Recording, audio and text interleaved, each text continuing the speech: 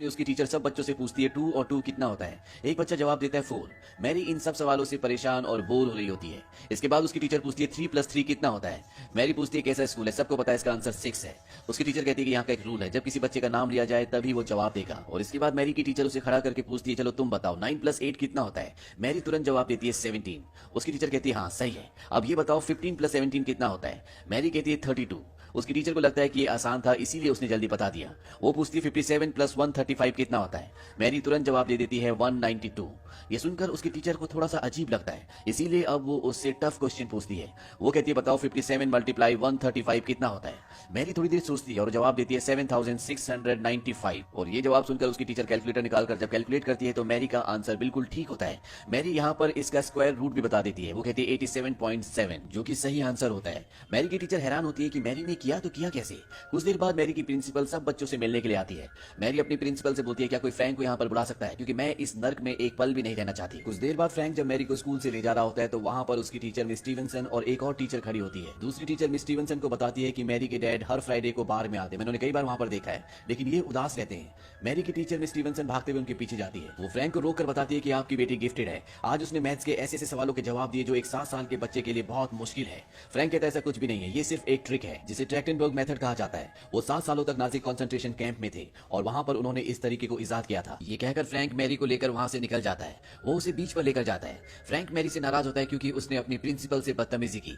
Mary कहती है मैं आगे से ऐसा नहीं करूंगी। फ्रैंक उसे ये भी कहता है कि तुम्हें शो ऑफ करने की कोई जरूरत नहीं है। वहीं दूसरी तरफ मैरी की टीचर मिस स्टीवनसन को दिखाया जाता है जो उस तरीके के बारे में इंटरनेट पर पढ़ रही होती है जो उसे फ्रैंक ने बताया था, यानी कि ट्रैक्टनबर्ग मेथड, पर उसे इस मेथड के बारे में कुछ भी समझ नहीं आता। अब अगले दिन यहाँ सब बच्चों का टेस्ट होता है और जब मैरी को उसका टेस्ट पेपर दिया जाता है तो वो उसे चंद ही मिनटों में सॉल्व कर देती है। मिस स्टीवनसन कहती है कि मुझे पता था कि तुम ऐसे करोगी और वो उसे एक हार्ड क्वेश्चन पेपर देती है, पर वो भी मैरी कुछ ही देर में हल कर देती है। यहाँ पर मिस स्टीवनसन को समझ में आ चुका है कि मैरी का दिमाग नॉर्मल बच्चों से बहुत अलग है। उसका दिमाग गिफ्टेड है, वो जीनियस है। और अब वो मैरी के पिता फ्रैंक एडलर के बारे में इंटरनेट पर गूगल पर सर्च करती है।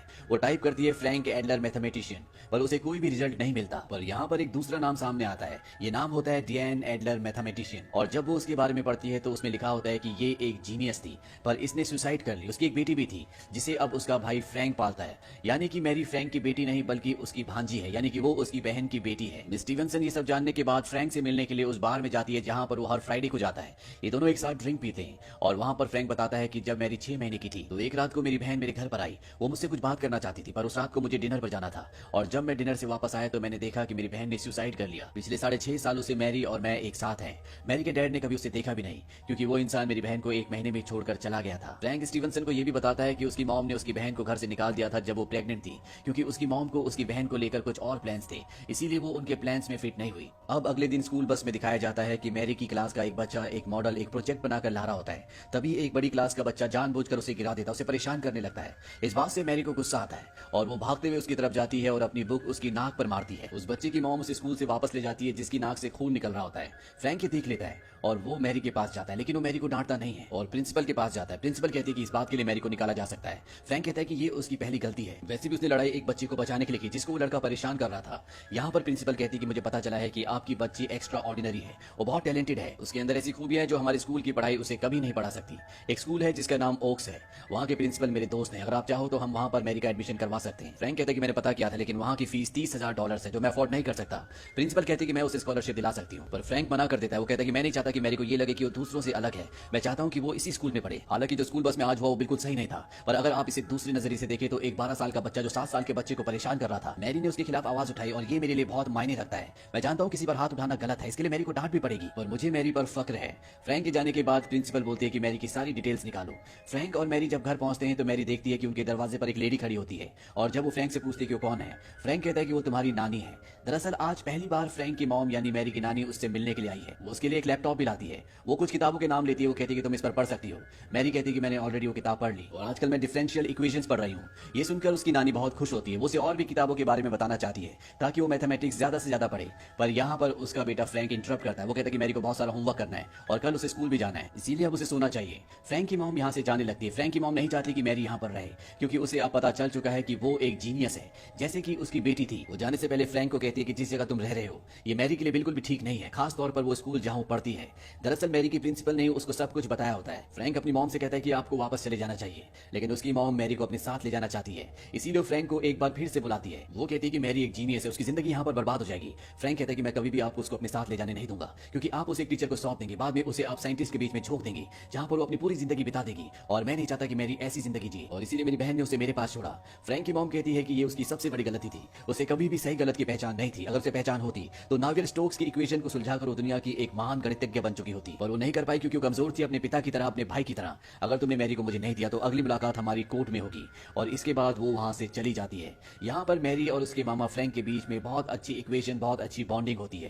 ये दोनों एक दूसरे से बहुत प्यार करते हैं, और फ्रैंक को इस बात की परवाह नहीं है कि मैरी महान बने। वो सिर्फ ये चाहता है कि मैरी एक आम जिंदगी जिए, खुश रहे, जो करना चाहती है अपनी मर्जी से करे, जैसा कि उसकी बहन भी करना चाहती थी, पर वो कभी नहीं कर पाई।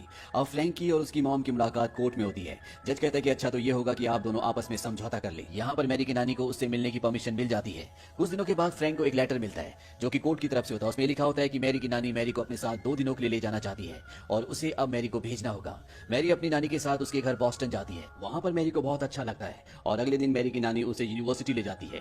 दरअसल वो उसे एक प्रोफेसर से मिलवाना चाहती है। जब ये दोनों यूनिवर्सिटी में होते हैं तो मैरी की नानी उसे बताती है कि तुम्हारी मॉम मैथमेटिक्स की एक प्रॉब्लम पर काम कर रही थी, और उसका नाम था नावियल स्टोक्स। वो उसे सुलझा नहीं पाई। वो दीवार पर मैरी को मैथमेटिक्स की 7 अलग अलग प्रॉब्लम्स दिखाती है। वो कहती है कि इन 7 में से आज तक एक ही को सुलझाया गया है, जहां पर एक मैथमेटिशियन की फोटो लगी होती है। वो मैरी को बताती है कि अगर तुम्हारी मॉम ने मैथमेटिक्स की उस प्रॉब्लम को जिस पर वो काम कर रही थी उसे सुलझा लिया होता तो आज उसकी फोटो यहाँ पर होती। मैरी कहती है कि हो सकता है कि कभी मेरी फोटो यहाँ पर लगे। इसके बाद मैरी की नानी उसे एक हॉल में ले जाती है, जहां पर ब्लैक बोर्ड पर मैथमेटिक्स की एक प्रॉब्लम लिखी होती है। यहाँ पर एक प्रोफेसर भी होता है, और मैरी को कहा जाता है कि इसे सॉल्व करो। मैरी बहुत देर तक उस प्रॉब्लम को देखती रहती है, लेकिन वो कोई भी जवाब नहीं देती। प्रोफेसर मैरी के पास जाता है और उससे पूछता है कि तुम इस छोटी सी प्रॉब्लम का हल ढूंढ रही हो। मैरी कहती है छोटी नहीं बल्कि बहुत बड़ी प्रॉब्लम है। ये सुनने के बाद प्रोफेसर मैरी की नानी की तरफ एक नाउमीदी भरी नजरों से देखता है। मैरी की नानी उसे यहाँ से लेकर जाने लगती है, बहुत गुस्सा होती है। मैरी पूछती है कि आप मेरे ऊपर गुस्सा है? उसकी नानी कहती नहीं, बल्कि उस प्रोफेसर पर। उसे क्या लगा था कि तुम अंदर जाते इतनी बड़ी प्रॉब्लम को सॉल्व कर दोगी? मैरी कहती है उसे सॉल्व नहीं किया जा सकता था क्योंकि वो गलत थी। ये सुनकर उसकी नानी हैरान हो जाती है। वो कहती कैसे? मैरी बताती है कि वहां पर नेगेटिव साइन लगाना वो भूल गए थे, जिसकी वजह से पूरी प्रॉब्लम गलत हो गई, इसीलिए उसे सॉल्व नहीं किया जा सकता था। ये सुनने के बाद मैरी की नानी उसे वापस उसी जगह पर ले जाती है, और इस बार मैरी इस प्रॉब्लम को ठीक करके पूरी तरह से सॉल्व कर देती है। प्रोफेसर मैरी से पूछता है जब तुम्हें पता था कि ये प्रॉब्लम गलत है तुमने बताया क्यों नहीं? मैरी कहती है कि मामा ने मना किया है कि बड़ों की गलती नहीं बताते, उन्हें बुरा लगता है। यहाँ पर एक बात साबित हो जाती है कि मैरी किसी जीनियस से कम नहीं है। जिस तरह से उसकी मॉम एक महान मैथमेटिशियन थी, शायद मैरी अपनी मॉम से भी आगे है। अब मैरी के लिए कोर्ट में कई सुनवाइयां चलती हैं, और इन सुनवाइयों में मैरी की नानी से पता चलता है कि मैरी की मॉम जो डियान थी वो कभी किसी स्पोर्ट्स का हिस्सा नहीं थी, ना ही वो कभी कोई गेम देखने के लिए गई, ना ही पिकनिक पर, और ना ही उसके कोई दोस्त थे। उसकी जिंदगी में सिर्फ एक ही चीज थी, और वो थी मैथमेटिक्स। डियान की मॉम का मानना था कि वो सबसे अलग है, वो बिलियंस में से एक है, और जो वो कर सकती है कोई नहीं कर सकता। यहाँ पर फ्रैंक का वकील उनसे सवाल पूछता है अगर आपकी बेटी अपनी जिंदगी में सिर्फ और सिर्फ मैथमेटिक्स करना चाहती थी तो वो अपने पड़ोसी जिससे वो प्यार करती थी उसके साथ भाग क्यों गई? मैरी की नानी और डियान की मॉम यहाँ पर जवाब देती है उस वक्त मेरी बेटी 17 साल की थी, उसे सही और गलत का कुछ पता नहीं था, इसीलिए उसने ऐसा कदम उठाया। जब मैंने उन दोनों को अलग किया तो 1 साल बाद मेरी बेटी ने मुझे थैंक यू कहा था। अगर उसने अपनी रिसर्च को, अपने मैथमेटिक्स के अधूरे काम को पूरा कर लिया होता और वो जिंदा होती तो वो तुम्हें इस बात का जवाब देती। यहाँ पर फ्रैंक के ऊपर भी कई इल्जाम लगाए जाते हैं कि वो मैरी की परवरिश करने के लिए एक सही इंसान नहीं है, वो उसे अच्छे स्कूल नहीं भेज सकता, साथ ही साथ उसने किसी से लड़ाई भी की थी, और यहाँ पर मैरी ने जिस बच्चे को मारा था, जिसकी नाक से खून निकल गया था, उस इशू को भी यहाँ पर उठाया जाता है। हालांकि फ्रैंक पहले एक टीचर था, वो असिस्टेंट प्रोफेसर था, पर अब उसने वो काम छोड़ दिया, वो बोर्ड्स ठीक करता है, इसीलिए उसके काम को लेकर भी यहाँ पर कई सवाल उठाए जाते हैं। वो कहते हैं कि तुम मैरी को अच्छी एजुकेशन नहीं दे सकते, तुम्हारे पास हेल्थ इंश्योरेंस भी नहीं है, साथ ही साथ मैरी को जो ऑक्स की स्कॉलरशिप मिल रही थी तुमने उसे भी ठुकरा दिया। फ्रैंक कहता है कि मेरी बहन हमेशा से ये चाहती थी कि उसकी बेटी को एक आम जिंदगी मिले, वो एक आम स्कूल में पढ़े, वो आम बच्चों के साथ खेले, उनसे दोस्ती करे, जो सब उसे नहीं मिला वो सब अपनी बेटी को देना चाहती थी। यहाँ पर मैरी का पिता भी आता है और वो ये सिफारिश करता है कि मैरी को उसकी नानी को दे दिया जाए, पर उसने कभी अपनी बेटी को देखा ही नहीं था, तो कोर्ट को समझ में आ जाता है कि इसे मैरी की नानी ने यहाँ पर बुलाया है, इसीलिए उसकी बात को कोई भी तवज्जो नहीं दी जाती। हालांकि ये केस पूरी तरह से फ्रैंक के फेवर में है, लेकिन एक चीज उसके फेवर में नहीं है और वो है उसकी फाइनेंशियल कंडीशन। हो सकता है कि उसकी फाइनेंशियल कंडीशन की वजह से केस उसके पक्ष में ना जाए और मैरी को उसकी नानी को सौंप दिया जाए। वहीं मैरी की नानी को भी ये डर होता है कि बचपन से फ्रैंक ने मैरी को पाला है, इसीलिए हो सकता है कि जज उसकी कस्टडी उसे दे दे। और फ्रैंक के वकील का कॉल आता है, वो कहता है कि तुम्हारी मॉम के वकील का कॉल आया था, उसने कहा क्यों ना हम कोई बीच का रास्ता निकाल लें, मैरी की कस्टडी ना तुम्हारे पास रहेगी ना तुम्हारी मॉम के पास, उसे किसी ऐसी फैमिली को दे दिया जाए जो उसकी अच्छी केयर कर सके, जो उसे अच्छी एजुकेशन दिला सके। हालांकि फ्रैंक इस बात के लिए राजी नहीं होता, पर उसका वकील कहता है जब मैरी 12 साल की हो जाएगी तो कोर्ट में जाकर कह सकती है कि उसे किसके साथ रहना है, तब तक हम उसे फॉस्टर फॉस्टर केयर के लिए दूसरे परिवार को दे देते हैं। मैंने एक परिवार से बात भी कर ली है, वो परिवार तुम्हारे घर से 25 मिनट की दूरी पर रहता है। वहां तुम्हारी मॉम भी उससे मिल सकती है और तुम जब चाहे उससे मिलने जा सकते हो। हालांकि फ्रैंक ऐसा नहीं करना चाहता, पर उसका वकील उसे बताता है कि जो जज तुम्हारे केस का फैसला करेगा, मैं उसे अच्छे से जानता हूं, उसके साथ मैंने कई केस लड़े हैं और वो फैसला तुम्हारी मॉम के पक्ष में सुनाएगा, क्योंकि उनके पास पैसे हैं, वो मैरी को अच्छी जिंदगी दे सकती है। अब फ्रैंक उस परिवार से मिलने जाता है जहां पर इन्हें मैरी को भेजना है। फ्रैंक को ये परिवार अच्छा लगता है। फ्रैंक उनसे कहता है कि मैरी अपने साथ अपनी बिल्ली ला सकती है। दरअसल मैरी की एक बिल्ली होती है जिससे वो बहुत प्यार करती है। वो परिवार इस बात की मंजूरी दे देता है और अब कोर्ट की मंजूरी के साथ फ्रैंक मैरी को उस परिवार के पास छोड़ने के लिए जाता है। हालांकि मैरी वहां नहीं रहना चाहती। वो फ्रैंक से कहती है कि तुमने मुझसे वादा किया था कि तुम हमेशा मुझे अपने साथ रखोगे, पर अब फ्रैंक मजबूर है। वो मैरी को समझाने की कोशिश करता है। मैरी कोई बात नहीं सुनना चाहती, बहुत रोती है, बहुत चिल्लाती है कि मुझे अपने साथ ले जाओ, लेकिन वो उसे अपने साथ नहीं ले जा सकता, इसीलिए उसे वहां पर छोड़कर निकल जाता है। इस बात से फ्रैंक को बहुत दुख होता है। फ्रैंक मैरी से मिलने दोबारा जाता है, पर जिसके घर पर मैरी रहती है वो कहता है कि मैरी तुमसे नहीं मिलना चाहती, हो तुमसे नाराज है, तुम्हें भी इस बात को समझना चाहिए, तुम्हें थोड़ा वक्त देना चाहिए। फ्रैंक वहां से वापस चला जाता है। अब एक दिन मैरी की टीचर मिस स्टीवनसन को बिल्ली को अडॉप्ट करने का एक ऐड दिखता है और ये बिल्ली और कोई नहीं बल्कि मैरी की बिल्ली फ्रेड होती है। स्टीवनसन इस ऐड का फोटो खींचकर फ्रैंक को भेज देती है। फ्रैंक उस जगह जाता है जहां पर बिल्ली होती है। वो उनसे पूछता है कि इस बिल्ली को यहाँ पर कौन लेकर आया। वो बताते हैं कि एक लेडी यहाँ पर इस बिल्ली को छोड़ने के लिए आई थी, उसने कहा था कि उसे बिल्लियों से एलर्जी है। यहाँ पर फ्रैंक समझ जाता है कि वो लेडी और कोई नहीं बल्कि उसकी मॉम है, क्योंकि उसकी मॉम को बिल्लियों से एलर्जी है। वो अपनी मॉम की पूरी चालाकी समझ जाता है और अब वो उस घर में जाता है जहां पर उसने मैरी को छोड़ा था। वहां वो देखता है गेस्ट हाउस में उसकी मॉम, मैरी और एक मैथमेटिक्स का टीचर होता है जो चारों तरफ किताबों से घिरे हुए होते हैं। वो मैरी को कहता है चलो मेरे साथ, लेकिन मैरी अपने मामा से नाराज है, वो बाहर भाग जाती है। फ्रैंक मैरी के पीछे जाने से पहले अपनी मॉम को एक नोटबुक देता है, वो कहता है कि आपको इसे देखना चाहिए। इसके बाद वो बाहर मैरी के पास जाता है। मैरी फ्रैंक से बहुत नाराज होती है क्योंकि फ्रैंक ने मैरी से वादा किया था कि वो उसे अपने से कभी भी दूर नहीं करेगा, इसीलिए फ्रैंक को बहुत मारती है, पर फ्रैंक उसे मना लेता है। साथ ही साथ वो उसे ये भी बताता है कि फ्रेड यानी कि तुम्हारी बिल्ली अब मेरे पास है, वो घर पर खेल रही है और तुम्हारा इंतजार कर रही है। फ्रैंक एक बार फिर से अंदर अपनी मॉम के पास जाता है जहां उसके हाथ में वो नोटबुक होती है जो फ्रैंक ने उसे दी थी। उस नोटबुक में लिखा होता है कि उसकी बहन जैन ने अपनी रिसर्च को, अपनी थीसिस को पूरा कर लिया था, यानी कि मैथमेटिक्स की जिस प्रॉब्लम को सुलझाना चाहती थी वो उसने सुलझा ली थी।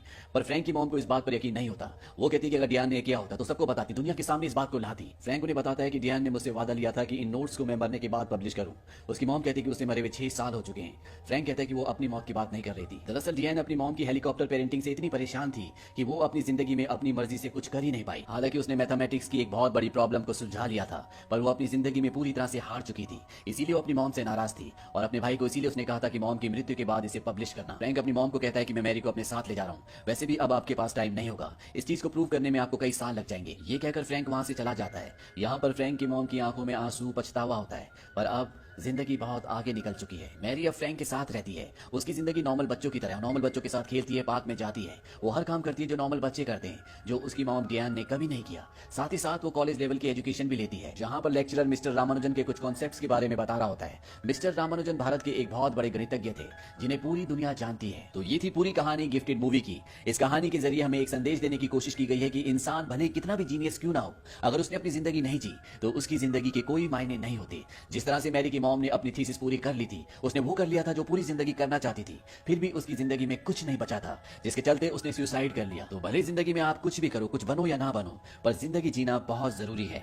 ये फिल्म सन 2017 में रिलीज हुई थी। IMDb पर इस फिल्म की रेटिंग है 7.6। इस फिल्म का बजट था $7 मिलियन और बॉक्स ऑफिस पर इसने कमाई की थी $43 मिलियन की। उम्मीद करते हैं कि ये कहानी आपको पसंद